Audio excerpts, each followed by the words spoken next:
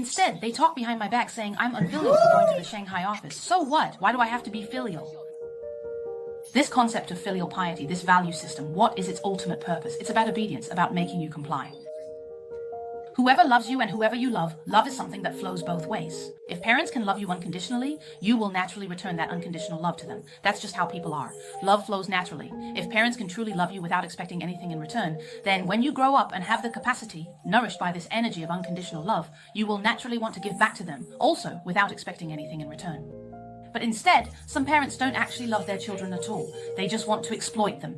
They use the concept of filial piety to brainwash their kids, making them feel ashamed so that the children will become obedient. You see, obedience is their main goal. If someone who doesn't love you keeps selling you this idea of filial piety and you accept it and obey them, aren't you just a slave? Even animals wouldn't tolerate that. If you hit a cow, a horse, or a donkey, they know to resist.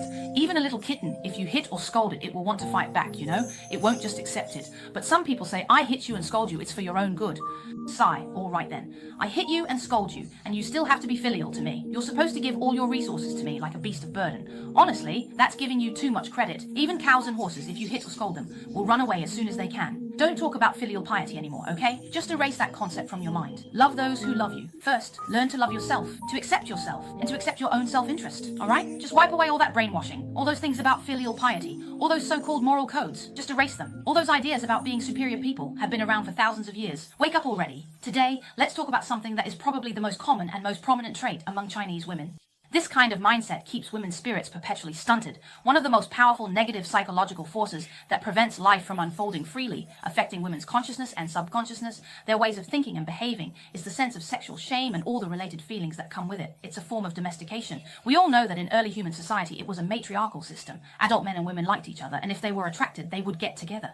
The children born would be raised in a collective based on the mother's bloodline, living with the mother, aunts, and uncles. It's just like the Mozuo people at Lugu Lake, who used to practice the walking marriage system. They are a matrilineal clan. Later on, as humanity evolved into the agricultural era, productivity increased and surplus production began to appear. With the emergence of surplus, private ownership started to develop and conflicts arose between individuals and between tribes. Once people were well fed, they started to stir up trouble. In the ongoing conflicts that followed, men's physical strength became an advantage within the group. After all, fighting requires physical power. Farming also required physical strength. So throughout this long period of social development where physical strength was an advantage, men gradually came to control the vast majority of the means of production in society and held absolute social power. Once they had power, of course, they made themselves the main characters. That idea of having to work hard to impress a woman and show off one's masculine charm just to ask her to sleep with you?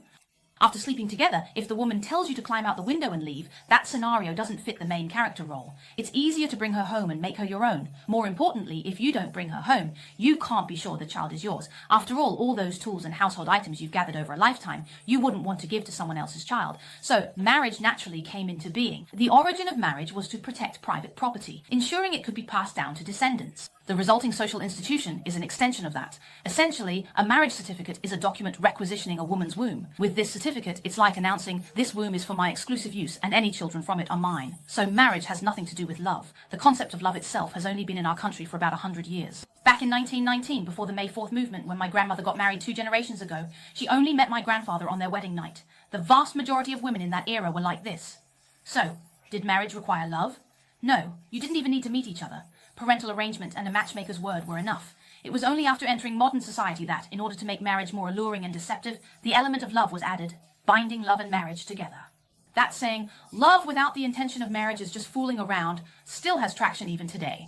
This rather brazen statement makes it clear that, within marriage, love simply serves as bait. From what we've discussed above, we can see that a patriarchal society uses the institution of marriage as a tool to bind a woman into forming a family and by possessing her reproductive resources, establish sexual dominance over women within the smallest social unit, the family. In short, the concept of a patriarchal society is realized and reinforced through marriage and the family. The domination of women by men within marriage is the cornerstone of a patriarchal society. This is sexual domination. For any form of domination to proceed smoothly, in addition to establishing systems and rules through power to impose constraints, it is also necessary to create a supporting culture. This culture is used to guide public opinion and drive thought, so that once people's thinking is shaped, the cost for the rulers is reduced. As for the sexual domination of women, it naturally starts from issues of gender and sexuality, focusing on isolating women from their families of origin and cutting off their way back, so that they can be incorporated into the smallest social unit where men are the sexual subjects. Under the guiding principle of domination, a series of external weakening measures are created. For example, girls are kept young. Otherwise, they are denied education or participation in productive labor, and property is inherited by men by those who have assets. Elderly men then exchange their daughters through the bride price, trading them with each other to provide wives for their sons. In this game, wealth circulates among men. Although young men have to work for the older men when they are young, in the end, they will inherit. The property of the older men. This is also why, even though young men are oppressed by layer upon layer of patriarchy, they still uphold the patriarchal system, because they themselves may one day become fathers, become the authority figures in the smallest unit of society. Pushing women into marriage is only the first step, but to make women accept and recognize this system, to accept this game and this rule, they must be thoroughly domesticated from within, both mentally and in every aspect. This domestication begins the moment a woman is born. From the very instant she is born, the template for being a woman already exists. It's been around for hundreds or even thousands of years. This is what Simone de Beauvoir meant when she said that women are made, not born. From birth, we are forcibly fitted into a female template, and what gets reproduced are nearly identical copies. Within this template for women, which has existed for centuries, there are endless demands placed on women, expectations, the gaze, sacrifice, devotion, and all sorts of dogmas and rules. For example, those who hold the power of discourse use it to shape women.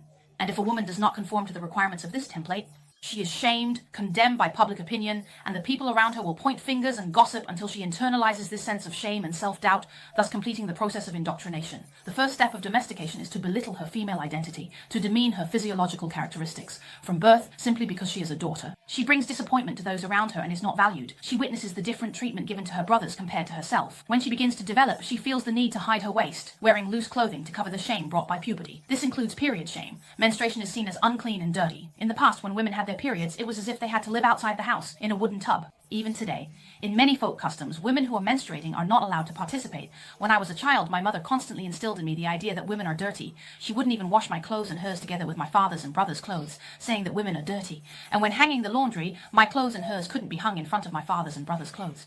All these little things targeting women's gender, suppressing and conditioning women's natural bodily functions, are meant to make women internalize the belief that just being a woman makes you inferior. This mindset is extremely common among women today, which is why whenever women receive any recognition or praise from men, the gender that is considered inferior ends up feeling flattered and overwhelmed. They see it as a reward for themselves. So this tendency among many women to seek male approval actually stems from here. The reason why some women lack discernment when it comes to men in relationships is because in their minds they've already put a halo on men, viewing them through a filter. They don't realize that the so-called greatness of the man in front of them is just a perspective created by being taught to look up to men from the ground. And as for the confidence of many of our male compatriots, it also comes from this. No matter how unsuccessful they may be in society, their attitude in front of women is still one of arrogance and confidence. It comes from the fact that ever since he was born, the women around him, starting with his mother and grandmother, have always looked at him this way. And what about the posture after being suppressed? Looking up is the prelude to being tamed. When you look up to someone, they automatically gain the right to dominate you. After this kind of talk targeting women's gender and physiological traits, there is an even more precise attack, the shaming and taming of women's bodies and sexuality. The body includes everything about appearance under the male gaze. Body shaming, appearance shaming. All the nitpicking about how women dress is also a form of taming aimed at the texture of women's bodies and appearance. They see themselves as the sexual subject and make demands and comments on the object, expecting you to constantly adjust yourself to fit their aesthetic preferences, whether it's undergoing surgery on your body or getting injections in your face. Your existence is meant to please mine. If you please me, you might get a little more benefit than other women in a patriarchal society. This kind of taming is no different from the way other animals are tamed. Some women might say, hey, I do this for myself, I'm pleasing myself. But you can ask yourself, if there were no men in this world, would you still do the same things? And when it comes to the shame imposed on women regarding sexuality, there's just so much of it. The lectures about sexual shame are actually the most important sub-part of the larger process of taming women's real feelings. The entire orientation of visual taming is aimed at controlling women's bodies so that men can obtain women's sexuality in the easiest way and at the lowest cost. And the sexual connection, this birth canal which connects to the uterus or reproductive resources, everything revolves around the female uterus. The cultivation of sexual shame is also, to this day, the most successful ideology that patriarchal society has used to tame women. There's no comparison. Because of its particular nature, the indoctrination of sexual shame is more deeply rooted than any other form of taming, such as taming women's sense of financial interest or taming their sense of selfishness. Those are much easier to break out of. The key term in the indoctrination of sexual shame, the most common tactic, is slut-shaming. A familiar example is the chastity arch, which glorifies women who stay chaste, while those who do not face punishments like drowning in a pig cage or are shamed for not being virgins. There are many derogatory terms used to shame women's sexuality, such as slut, whore, promiscuous, loose, and more. I could list dozens. There are also sayings like hungry as a wolf at 30, fierce as a tiger at 40, or mining rare earth at 50, all ways to instill shame in women about their sexual reputation. By glorifying chastity martyrs and shaming so-called sluts, women's sexual agency is erased. If you take the initiative, you're labeled as promiscuous or cheap. In this way, your sexuality is shaped into something that exists solely for the benefit of men, turning you into a passive object for male sexual activity rather than a subject in your own right. You can only be considered respectable when you cooperate with me, only when I make the demands. That's how women's passive role in the realm of sexuality is constructed. This psychological belittlement directly leads to our disadvantaged position in relationships between men and women. In fact, as the side that possesses sexual and reproductive resources, we should be the ones doing the choosing. We should be the ones taking the initiative. We possess what the other side desires, but after a long period of structural oppression in society, this subtle conditioning has made women completely unaware that, like the countless other female animals on this planet, we should be the sexual subjects in the courtship game.